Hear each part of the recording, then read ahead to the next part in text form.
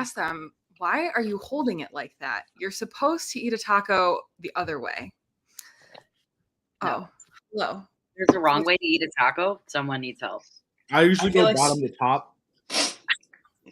I feel like Celeste would be the best person to clarify on how to eat a taco. Yeah, I'll make sure to contact our editor and Queef to get clarification. But clearly, whoever I was talking to didn't know what they were talking about. So, Oh, well, hello, friends.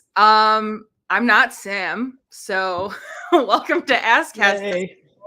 I will be steering the ship this evening. We are so excited to have you here. I'm excited to be hosting.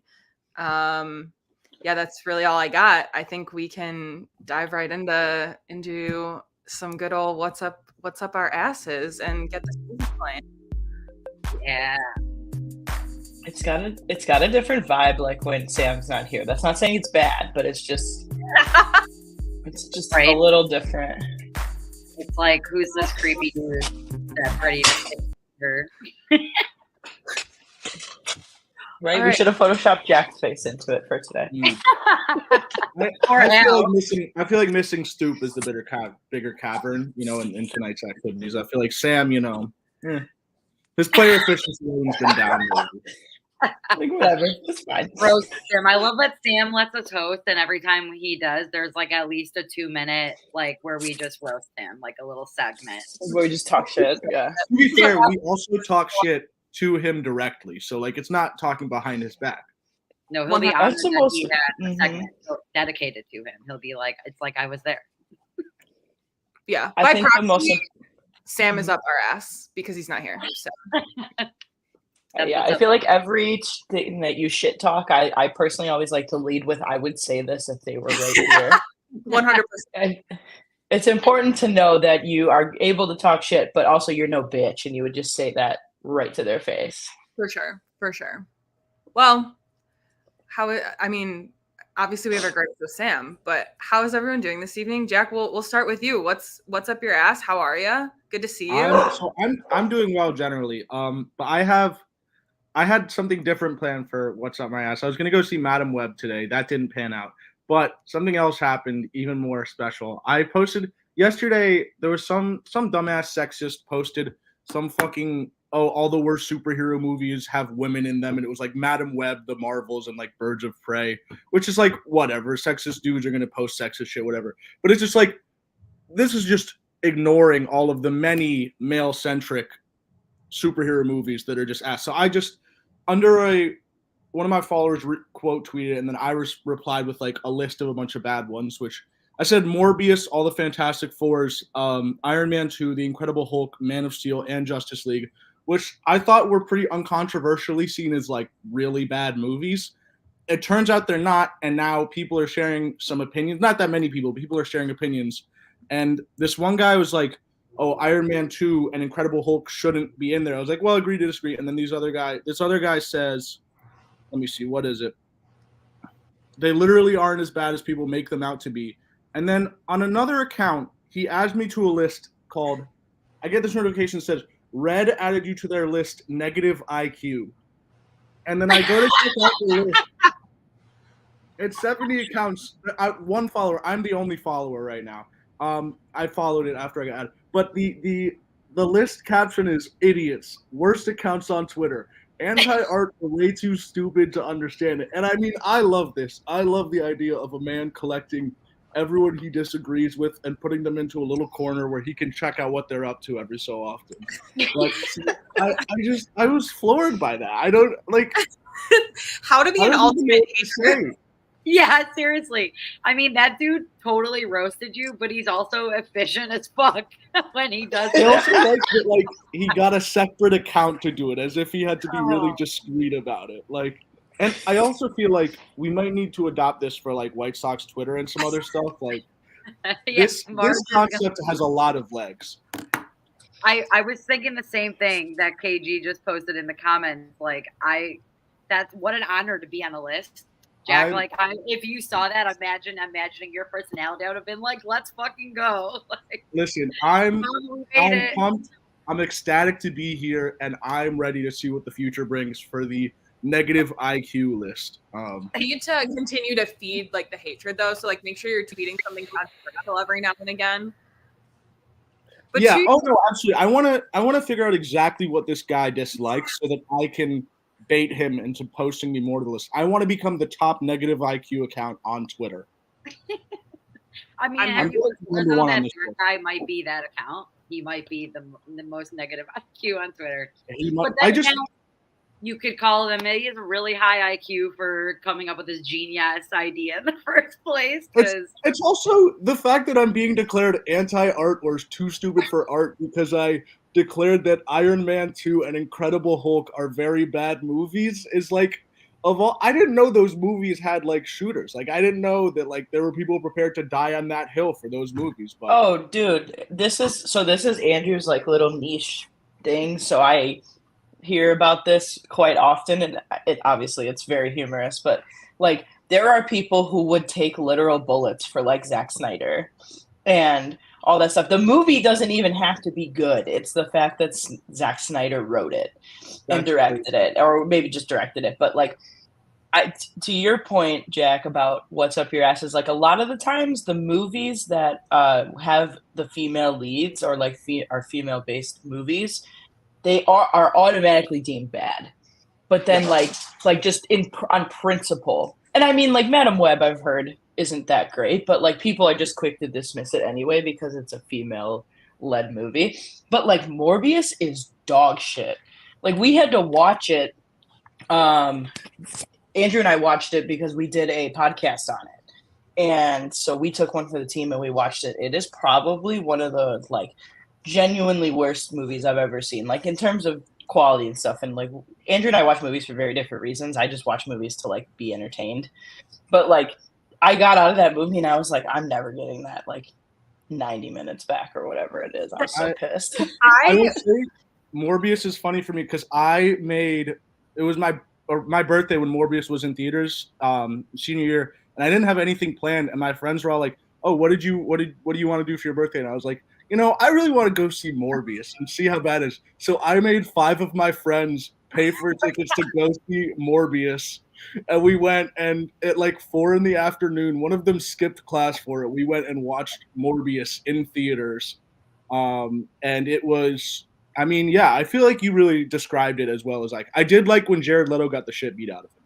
That was really cool. I think that should happen more in real life too. But also the Matt Smith dancing scene will never leave my memory. And that is the one good thing that came out of that movie. The last thing I will say is I tried to watch the Marvel movies in order during when the pandemic first started, and people quite literally told me to skip The Incredible Hulk completely. Like it didn't count as the first movie in the Marvel universe. So yeah. I watched it when I was an 11-year-old boy and I didn't like it then. And if you're making a superhero movie and an 11-year-old doesn't like it, like tough shot. Yeah. What an incredible start to What's Up Your Ass. Thank you so much. Thank Tina? You. Tina, how you planning on following that up? And how are you? You know what? I'm Marvel. I've never really watched many of the movies, but now, like, I feel like you just talked about that, and the one I want to see the most is Morbius, just so I can figure out. Like, but yeah, I'm okay. Like Jack said, like I'm doing fine. But what's up my ass is pretty much what First of all, baseball's back, so like that kind of helped my mood for like the first time in 6 months. So that's like sick, I think. It was also like 60 degrees yesterday, so W's. But what everyone's been talking about on Twitter, also regarding baseball, the fucking jerseys, dude. They're just like, people at first were like, they're not that bad. They're not that bad. And then it's like they showed a picture of that one dude whose last name is almost a circle around his number, and then the see-through pants today. Like, I could see your underwear. I could see the Nike swoosh on your boxers through your freaking baseball pants. Like, what are we doing? Fanatics is just over here committing crime after crime after crime. Yeah, and the guy's balls. And how many times did we see actual balls today? Like, shout out Rob Manfred, you got your wish. It's just like so weird. I don't understand why they decided to do this. Like, someone had to try on the A jersey one single time to be like, what the hell? What is going on here? And yeah, they should not be getting away with this. They're probably more expensive jerseys too than they previously were, because that's just everything is $10 million nowadays, and you're just making like a super shitty quality and charging people more for it. I am 100% with you. My ass. Yeah, I think most of the baseball community, that is, kind it's of the hot topic, but it's just it's like a hot topic. Every time I see a new picture, I'm just like, Jesus Christ, man! Like, what are we doing? Fanatics is not for the fans. So. Not for the fans. No. Roxy, what you got? Hey, what's going on? I think for me, so I'm doing well overall, and thank you for asking. I appreciate you. I think overall for me, the people up my ass this week, even though we are so recently removed from football, are all the people over analyzing Justin Fields' decisions. And like this bears. Yeah. And so I don't know if you guys heard his conversation. So I was driving to work this morning and I was listening to Q101, and so long story short, their one morning host is on maternity leave, so they're having other people come in and do stuff. And so Al Roker Jr. is on this week, and he was very funny this morning because he provided insight as a black man into what Justin Fields was implying during this interview as another black man, which I thought was very funny because he was basically talking about how the dialect and what he said during this interview was very basically black in comparison to an NFL. And it's one of those things where because a black guy said it, it's fine, but if a white guy said it, it would be towing the line of racism, essentially saying he sounds white in interviews. But basically Justin Fields implied that just because I unfollowed them doesn't mean I'm not still with them, kind of the idea he said, just because you don't follow the girl on Instagram doesn't mean you're still not hanging out with her, stuff like that. And just people like that, that's just they don't have anything better to do than to just overanalyze this 20-something-year-old kids every fucking move. But then they want to the people who do this, there's a Venn diagram of people who do that and then also bitch that everybody's online too much. It's a circle. Those are the same people. And it's just even if this kid does get traded, it's not like everybody here has been super friendly and kind to this guy. And so if he wants to get, it's not up to him, but if he gets traded, so be it. And everybody trying to be that, the first to have it and try to overanalyze this stuff. It's just stupid. Just let things go. Go outside. It's 60 fucking degrees. You can touch grass. Seriously. So, for real. How do you even figure that out that he unfollowed? Who gives a fuck? You know what I mean? That's something I would never, ever, ever notice. Someone wanted to follow their boss on Instagram, There's nothing better than NFL draft season to expose the fact that there is just simply too much coverage. There's just simply too much of it. There's just I understand we have to fill the months from March or from February to April, but if I got to sit there and see another clip posted on Twitter why somebody thinks Caleb Williams is better, why somebody thinks Justin Fields is better, there's just too much. These are discussions that are interesting to have once. I mean, the discussion that Roxy's talking about is not as interesting to have even once, but there are some discussions that are interesting to have once, and then they happen 600 fucking times between the Super Bowl and the draft, and then nobody gives a shit anymore. Yeah. And the draft is just thank God all the fucking dialogue is over. But it's not even over because then everybody overanalyzes. I get what you're saying, Jack, and I don't. No, sorry, I wasn't being yeah.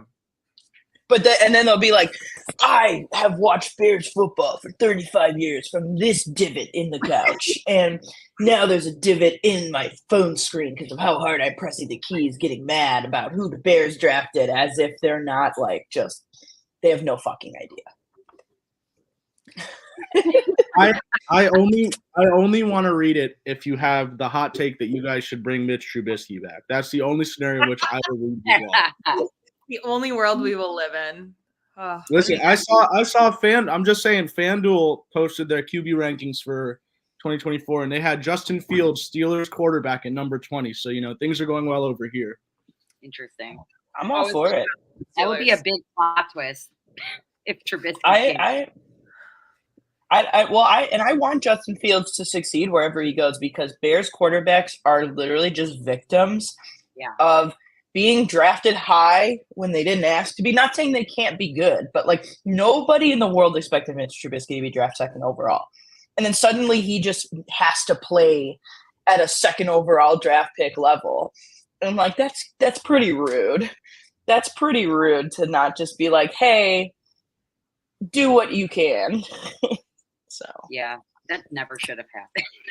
That's just like still such a wild thing. But the thing is, though, and we've talked about this before too, like even if the Bears would have taken Patrick Mahomes over Mitch Trubisky, like Patrick Mahomes would have been asked in Chicago. Like no matter how you cut it, whether you trade Justin Fields and you bring in Caleb Williams, or you stick to Justin Fields and you trade down your picks, like the Bears are still going to be trash because they can't develop a quarterback. Right. Like that's the issue here. The issue is never the players. It's never been the players. It's been the way in which Chicago chooses to develop players. So if it helps, I saw a Steelers fan posting some article where it was like, "Oh, Patrick Mahomes has dinner with Big Ben Roethlisberger." Unbelievable. It's like at the time this article is written, Ben Roethlisberger is 5 years from retiring, and also the Chiefs trade up to number 10 to get him. The Steelers were not going to do that. It's like these hypotheticals are the dumbest shit in existence. Everybody's like, oh, look at this player they could have drafted. It's so dumb. The whole thing's a stupid fucking exercise. Yep. Well, thank you for opening that can of worms, Roxy. Of course. Elle, how are you?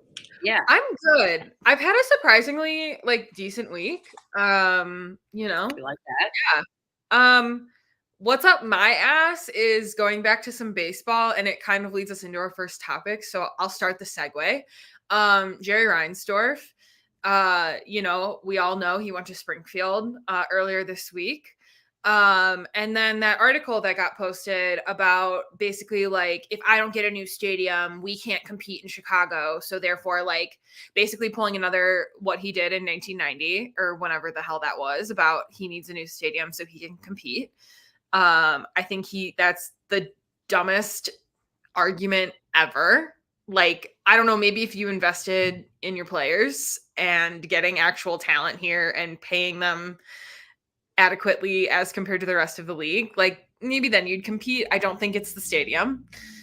And I think he's delusional because Rob Manfred just announced that he has 5 years left here and wants to expand to Salt Lake City and Nashville and is moving the Oakland A's to Las Vegas. Like, in what world does Jerry Reinsdorf think that in, his limited number of years he has left on this earth, he's going to get a move approved on top of everything else that Rob Manfred's trying to accomplish in the next 5 years? Like, not going to happen. So, well, we got to slow down on the Jerry Reinsdorf complaints because there was a guy I'm sure you guys saw in Jackie's mentions earlier, who was very, very adamant that Jerry Reinsdorf is a good owner, as if he personally brought the titles. Like, well, so ridiculous. I did some math earlier while I was waiting for the bus this morning, and Jerry Reinsdorf combined, like Bulls and White Sox, has owned these teams for a combined total of like 82 years, right? And arguably 7 championships over 82 years is like not that many when you look at it, in perspective. Like, and on top of sorry. My fault. No, please. And on top of it too, like we do realize the one championship that came to Chicago, like for the White Sox, is the only championship that like 3 generations of fans have witnessed. And to add to that, Al, I was also curious earlier. when I saw that comment. When the Sox won the World Series in 2005, they were still like 13th in payroll. So like the Sox being a good team was not because of Jerry Reinsdorf shelling out cash. And like Jordan was drafted before Reinsdorf took over took ownership of the Bulls. And he like is credited to being one of the cheapest owners in the NBA, even too, at the time. And so like I think we can all agree those championships, you can't deny that he played a part, but to make it seem like he's the sole fucking reason why these championships are there is just insane to me. Yep. And like, didn't he try to get rid of Jordan? Like in The Last Dance, wasn't that uncovered? Like he was trying to like trade him or whatever. And look, he lucked out into like fucking 6 championships. I mean, I don't never understand why people give like Jerry the credit. Like, what did he do there? Nothing. He bought a team.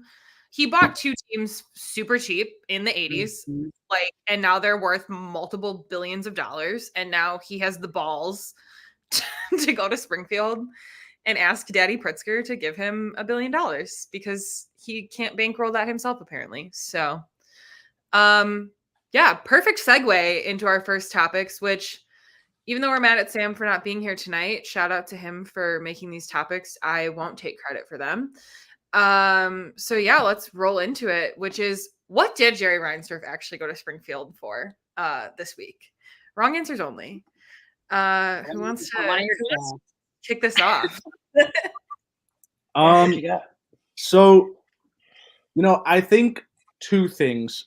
First of all, well, you know how the Eagles used to have a prison in that stadium? No, I don't. Oh, okay, yeah. The Eagles used to have a functioning. Well, functioning's a strong word for anything in Philadelphia, but a courtroom with like some judge, unclear if they were a real judge, and she would send people to jail in the Eagles stadium during games. Like if you got too drunk and got too rowdy at games, you would then get sent to Eagles prison, which I feel like that could end up on a couple bucket lists in Philadelphia. I feel like that's just asking for Philadelphia fans to get drunk and rowdy just so they could say they saw the prison and got to be in the prison. Anyway, I think he's doing that, and he's going to track anyone who posts "sell the team" on Twitter, and then basically as soon as you enter the stadium, the QR code you used for your ticket will brick your phone, and then you will get taken to White Sox jail inside the stadium where you'll be unable to call anyone because your phone is bricked. So I think that was one of the things. The other thing, I think maybe, with the new see-through pants, I think it's clear MLB is sort of making their way towards an announced sponsorship deal with OnlyFans later this year. And I think that he is going to create sort of a 50 Shades of Grey style room behind the dugout for players to relieve themselves during games, beat the baloney a little bit. And they'll be able to sort of, like, if a pitcher's having a bad start, he could let off some steam, between the second and the third inning, come back out red hot. So I think he's going for one of those 2 things, and I think hopefully he can get those built. Because I think if we can get those, the White Sox are probably going to win the championship this year. So, yeah. Do you think then he would spend $100 million on a player? Yeah. I mean, it would probably be like Nestor Cortez or someone, but like he probably would. Fabulous theories. Actually, they're not even theories. Like, that is what he went. Like, what else would he be doing? I mean, I love Nestor Cortez, to be clear. Great guy. But I love that. Giant Abe Lincoln statue at the Illinois State Fairgrounds. Probably. I mean, who doesn't want a picture with that? How giant is it? I've never been to Springfield. I've never seen this thing. You've never been to Springfield? I've only lived in Chicago I was actually born in Springfield. So I am intimately familiar with the city. Just kidding. I only lived there for 2 years, but I have been to the Illinois State Fairground multiple times, and I don't recall this Abe Lincoln statue, so probably a myth. Marge tweeted or it didn't happen. Probably a myth. But getting back to our topic on hand, Roxy, you got theories? You're muted. Roxy's muted. I don't have theories because my brain can't possibly like him going down there to like genuinely to ask for stadium money is the dumbest thing that I genuinely can think of considering this dude's net worth. But I don't know. I wish I could think of something that part of me is like he's kind of going down. He really wanted to just go down to get like cool daddy points from JB because JB is actually like so JB is also if I'm remembering correctly a billionaire. Yes, the And principal of medicine of the University. yeah, and so Let's go. yeah, and so I think he's the guy that took toilets out of his houses so that they could be deemed not livable, so that he could save on taxes. So I think though, that might be like one of those Marilyn Manson dick sucking rumors. So I'll have to go back and look. But yeah, that's mine. Is that he went out there and wanted to learn how to be a likable, even borderline lovable billionaire. Because I think JB has kind of figured it out. Like when you leave the general radius of Chicago, obviously that definition of him definitely changes. But overall, I would say Pritzker is very well liked for his position. And the fact that he's a billionaire doesn't lose him any points. So I think that's what he went down there for. He wanted to sweet talk Daddy P or Daddy JP and make some moves. I'm here for it. Tina? That's honestly. I said that he went down to Springfield so that with a plan for JB, not for the stadium, but how to get the center field shower operating again. Because Jerry's a weirdo, and that's what he would be doing. And also that shower is just absolutely legendary. And the first thing I thought of at the stadium for whatever reason was that damn shower. So yeah, that's what he was doing. Love it. My theory is that he didn't want funding for a new stadium. He wants funding for a tunnel to be built between Guaranteed Rate and the UC so that he doesn't have to drive there. He can just go through his secret tunnel. He could build like a bedroom in one of them and like sleep in it, like how Kanye was that one time at the Atlanta Falcons Stadium.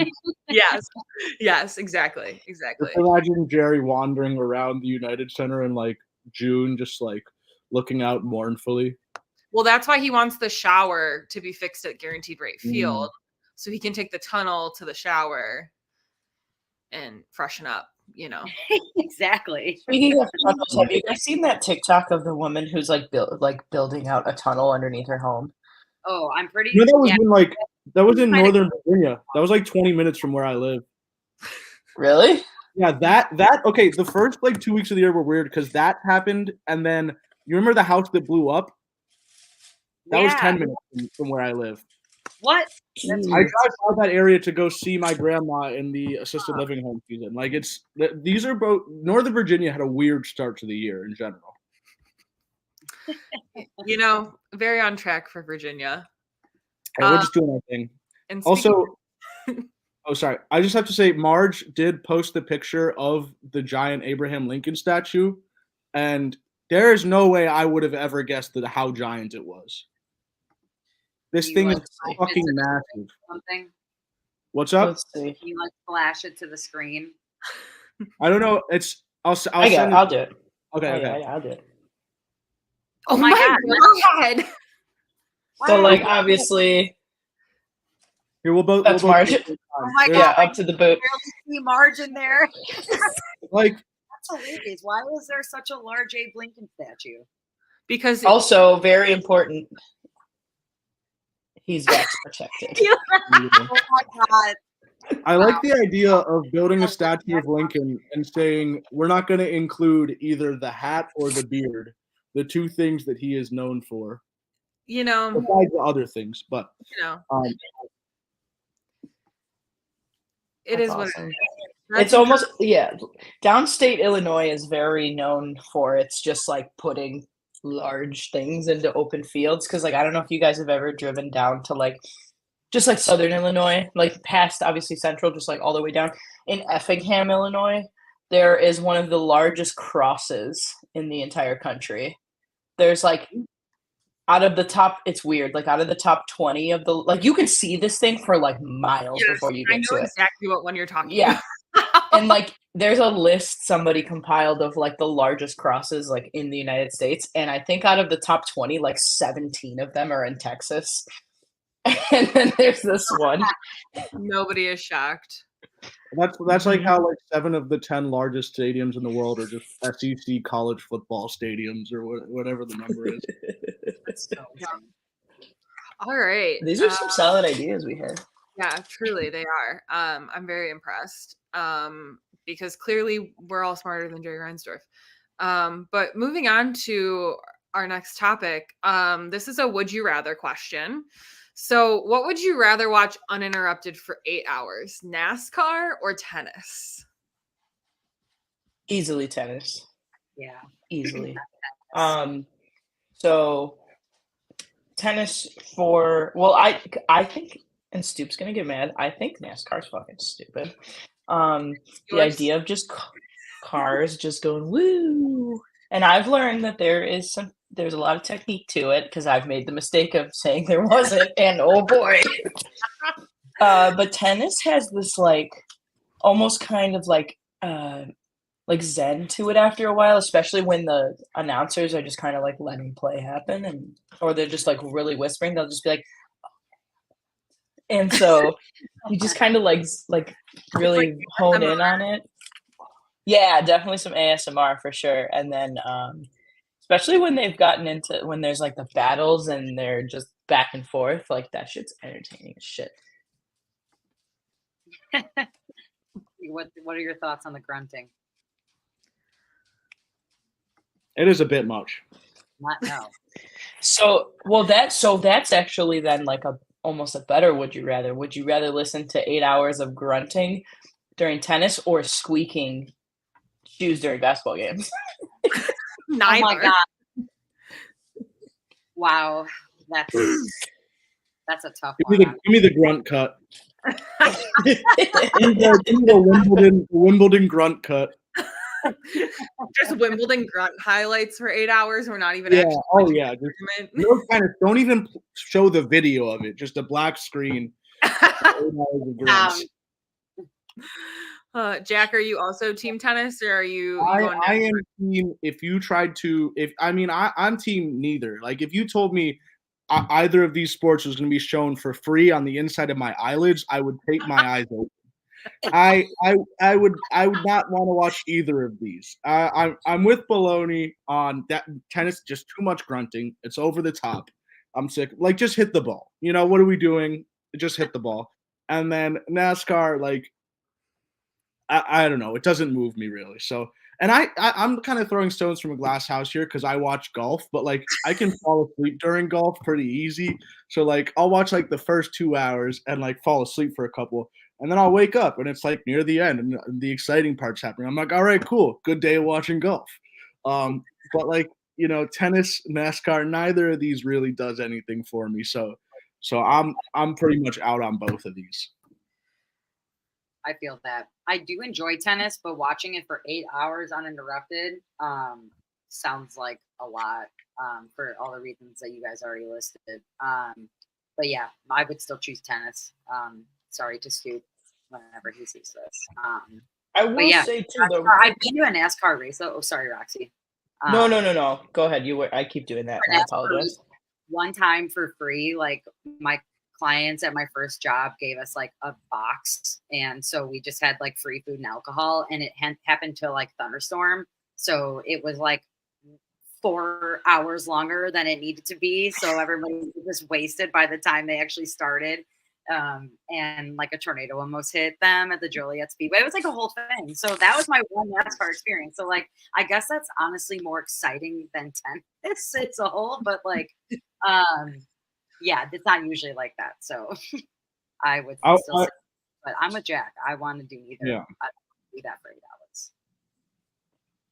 I'm going to stir the pot. I would NASCAR it would be my choice.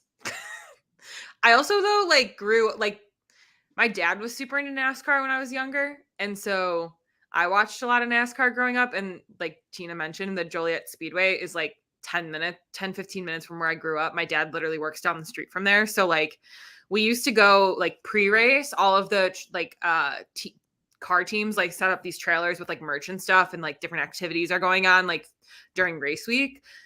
So I feel like for me personally, this answer's a little bit like emotionally tied too, because like I have fond memories of like doing that with my dad. Like, but also like there is some good drama to be had in a NASCAR race, which is surprising. But you ever seen some crashes? And like there's some pretty good strat, and the crashes like add a little bit of drama too.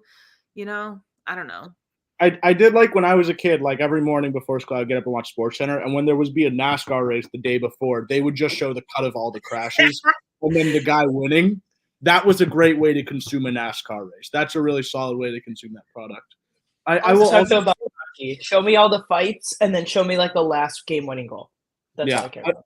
I will also say, as much as I've insulted NASCAR here today, if any like European, especially like a Brit or a Frenchman, tried to be like, oh, Formula One's so much better than NASCAR, I would instantly become NASCAR's biggest defender.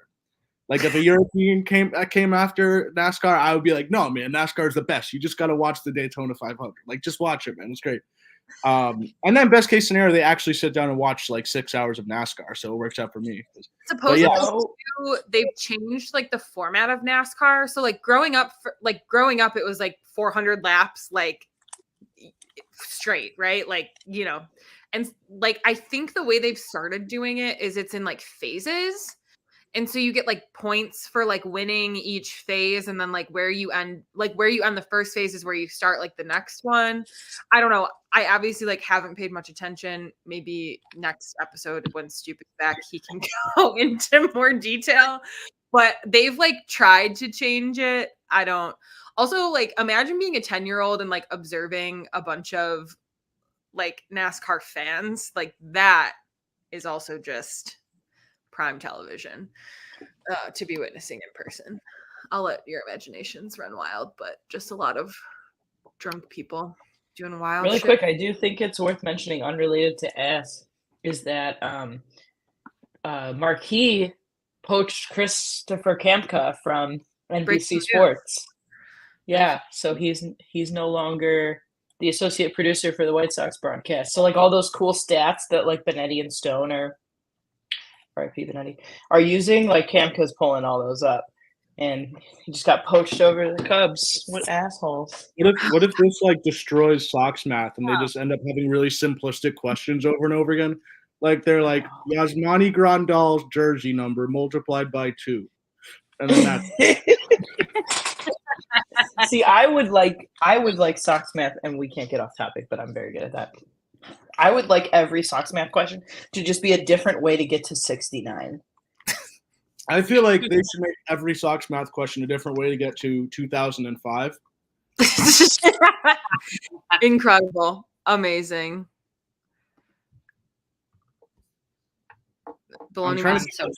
You could do like Grandal, but like make it LE at the end instead of AL. Well, he's gone. To be seen, Yumper. To be seen. All right. This here is our last topic. All right. This might get a little gory. Yeah. The worst sports injury you've ever seen or experienced. Dude. In a ruined Roxy Taco Bell. I know, right? The first thing that came to my mind was, oh my gosh, this must have been in like 2013 or something, but there was this kid named Kevin Ware. I think he played on Louisville basketball. Are you talking about when his tibia came out during the oh my God. I was watching that live and I was like, is that his fucking bone? And then they like showed like a replay just for the play. And I was like, that's his fucking bone. Like, that's the worst thing I've seen. Like, that was so horrible. Like, I felt so bad for him. I can't even imagine what kind of pain that would feel like. So, yeah, I feel that baloney. I got like chills even talking about it again. Because that one was that's a rough one. This question sucks. Fuck Sam. This question sucks. My friends and I, we were in, I think I was in, it would have been in 8th grade or no, 7th grade at the time. And we would play pickup basketball every day after the bus. And the day after that happened, this was not nice of us, but every time somebody would shoot, like 2 other people would just dive for the ball and just scream Kevin Ware. Oh my God. Which, like, I'm not proud of looking back, but do my twin brother and I still reference that moment and laugh to each other? Yeah, absolutely, we do. So I appreciate that you're sharing it with everyone as well. I mean, yeah, God forbid the world finds out. But yeah, I feel like for me, it's like any Achilles injury where like I watch the video back and like watch the calf like reverb as the Achilles breaks, like every time. Especially like I don't know like the specific play in which they were referencing it, but when the announcer mentions that like anytime they go down, it's like non-contact. Those are the worst. Like in terms of like the Kevin Ware injury is probably the worst that I've actually like seen.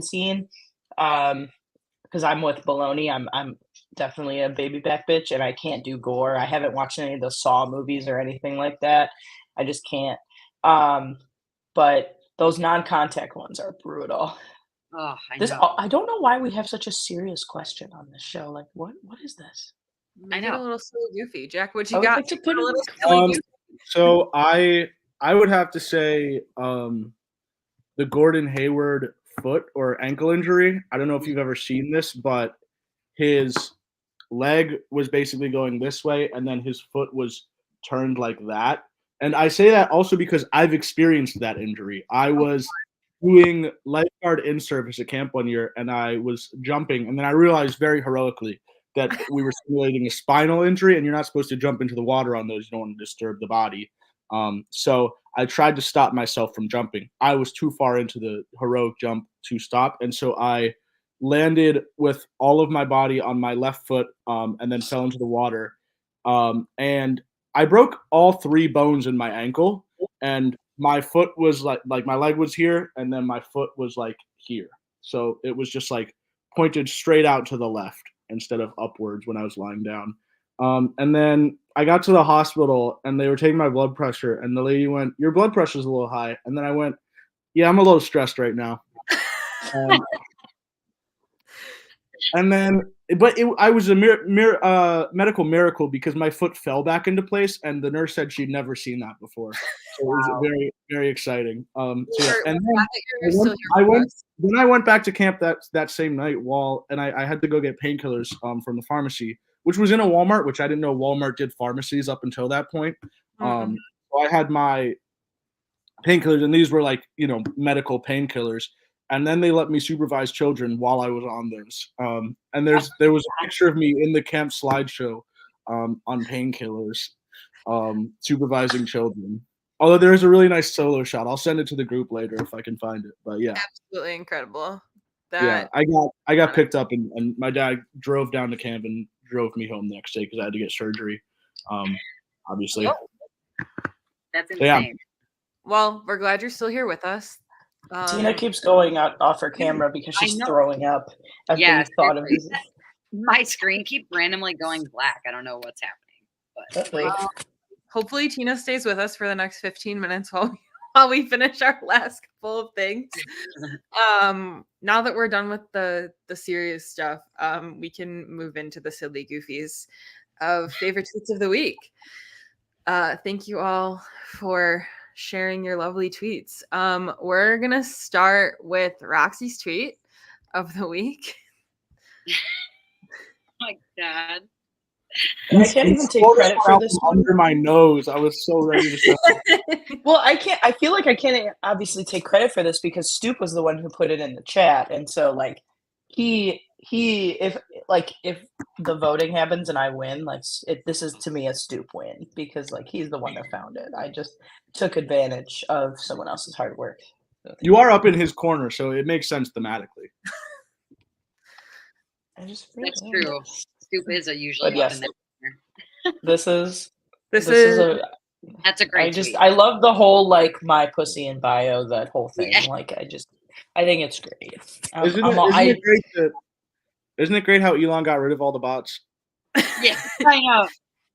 It's funny. I think these bots are fine. They don't bother me. Like they're not asking for money right off the bat. They don't really want anything from me. They just want me to click the silly little link, and I'm not going to click it. They're just raising awareness. They're like I get at this point is like from the porn bot. So I'm like, all right, I bet keep feeding it, Nudes in bio. I just like they started as just like pussy in bio, like that's all they were. I feel like for a few days, and then they like got more creative. So now it's like nudes in bio, link in bio, ass in bio. So you're just giving away your whole like spiel. Yeah. There's got to be some mystery to it. The bots are evolving. All right, let's go with Jax. This is one of 2 tweets this week of the jerseys.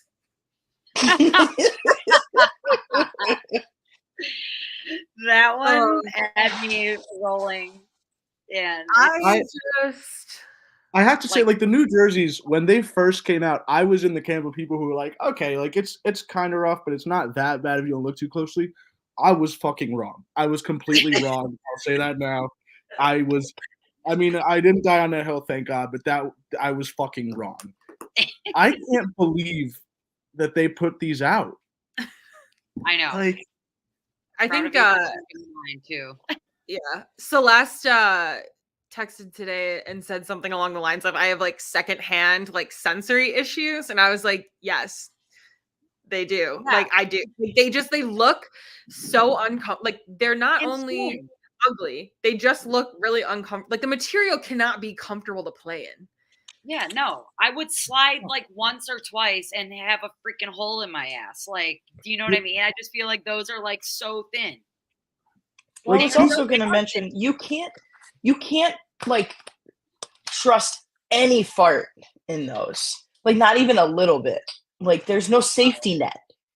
Like the players that like I haven't seen, and granted I haven't seen any of the uniforms where. Are they all white now? Because like some jerseys, obviously, like the getup isn't like white pants, but like to feel like you can't even trust a fart, and like let's say you're out in the outfield and you've got like there's like a 13 pitch at bat going on, and you've got a peaker, like that's scary territory. There's so many layers that now need to be put on under them. That it just doesn't feel economical. Like I'm throwing on, if I'm a baseball player, like a cup, a pair like underwear, a pair of spandex like sliders, like. Well, yeah. Also, like my main concern is just like the second anyone gets swamp ass, we're seeing full crack. We're seeing the whole thing. Yep. For sure. And also, I mean, if I was a player, right, and I had a small dog, I would be going out. I would buy like something to put in the pants. I would be very insecure. I would be worried. That my God, what do they call those? Like the like trans men use those. Like the Packers, like that you put in. Yeah. Or something. I mean, yeah. Yeah. I mean, I assume I have no idea what they're called, but yeah. But yeah, I would probably, if I was an MLB player with a small willy, I would want to toss one of those bad boys in there, maybe do some PR for myself a little bit, so yeah. Incredible, amazing. Like I tweeted yesterday, they will literally fix anything except the blackout issues. Yep, 100%. Well, fix implies they did something better. They will literally change anything. Yeah. All right, taking a break from jerseys real quick is Tina's tweet. Oh my God, this one is so funny. Is it you don't have the video, do you? I don't have the video. This guy literally is just doing like boom, boom, boom, boom, boom, boom, boom, for like 6 seconds. It's so ridiculous at like hyper speed, and like the quote tweet had me fucking crying laughing. Like if my little cousin could do this with some hot chips, like oh yeah, because we've all been at a family party and the kid goes, hey, You want to see something cool? And you're like, no. And And then they do it anyway. Yeah. And that's literally what he's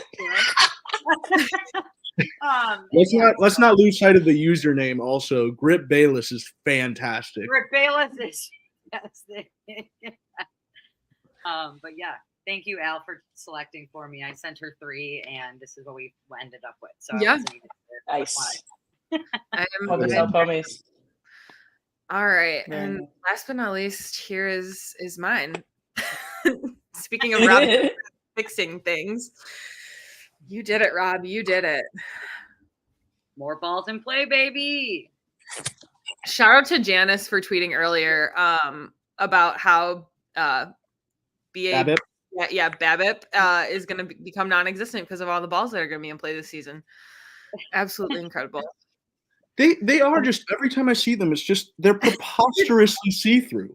Like, I've not ever seen pants that fucking see-through in my life unless they were intended to be that way. Yeah, next they're gonna start wearing like assless chaps. They are trying to protest them. They're outrageously thin. What fabric is that? I need Manfred to come out and say that like they did that to like save money. Like on thinner material. I need to hear that. Only if he'll wear the pants for the press conference. Oh my god. No one needs to see that. I just, for the longest time, like, was not seeing anyone speaking out about it until I forgot who said it yesterday, and I shared the tweet in one of our group chats. But like, finally, someone was like, "Yeah, we all hate them," and I was like, "Thank God!" Yeah, yes, yeah, like thank God, because for the first like week of all of this shit, there were so many promotional quotes out there like, "We love them; they fit so well," and it's like, no, this is not true. I saw earlier like a USA Today article, and it was like MLB jersey controversy. MLBPA says players are frustrated. I feel like I bet you they're gonna end up doing something unless Rob Manfred comes out like 3 days like right before the season and is like, April Fools, these were just a joke. Like, I don't really understand there's no way they go forward with these. I do genuinely feel like the MLBPA is going to get involved in some capacity, especially like after today's spring training game and like. And the promotional picture that was circulating there for a hot second of that Giants player. Like, yeah, that was wild. There is just no way that the players like are going to be able to like comfortably play. Like, and then they're going to start saying that it's affecting their game. And like, I wouldn't be surprised. Oh yeah. I would be in my head the entire time wondering if my balls were showing. Yeah. 100%. It says players want that fixed before the season. So first player that gets a boner is going to change the game. You're not wrong. You're not wrong. The newest way to change it. Well, Drake's going to be like, give me a pair of these. They got like 40 days to fix it. So let's go, Robbie boy. All right. Manfred, known listener of ass. True. Rob, if you're listening. All right. Well, that's, everything that I had this evening. Anyone got anything they want to plug? Any last thoughts? You guys should also follow my friend on Twitter. I put her username right in my right below mine. So you guys follow it's really nice that you're helping out like a new she's up and coming in the scene. She's great. Definitely check out her stuff if you haven't seen it before. But yeah, that's awesome. I personally will be on at the Show podcast tomorrow at 8 p.m. in my segment. It's called Never Seen It with Roxy because I am horrid at watching movies, and so I'm going through the journey of watching certain movies with Yump and Tony, or Sugar Baggy. I am watching the movie Seven, or speaking about the movie Seven. I've never seen it before. Going off of the movie, I watched Silence of the Lambs not too long ago for the first time, so kind of rolling with the same punches. So if you guys are available tomorrow night at 8 o'clock, I'll be jumping on there. They usually have my segment like right in the beginning, So not saying you should watch the whole thing, but if you can't dedicate a whole hour, I'll be on kind of early.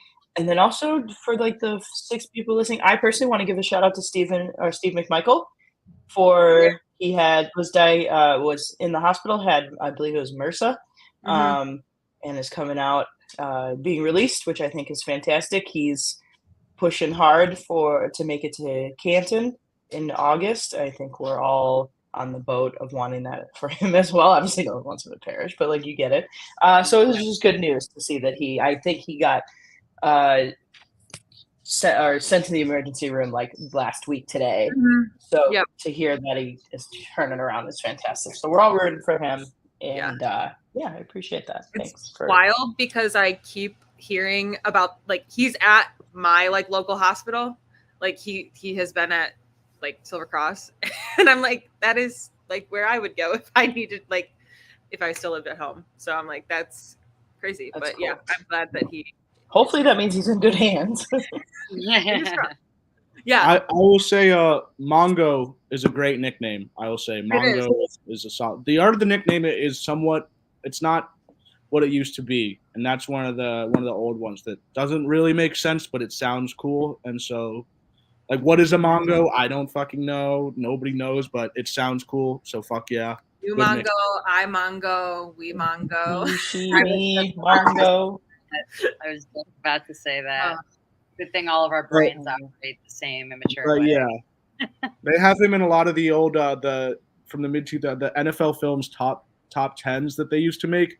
Anytime they talk about the Chicago Bears, he's like their correspondent, I guess. So they bring him in a lot. So that's how I knew of him before I knew of him, like, watching football.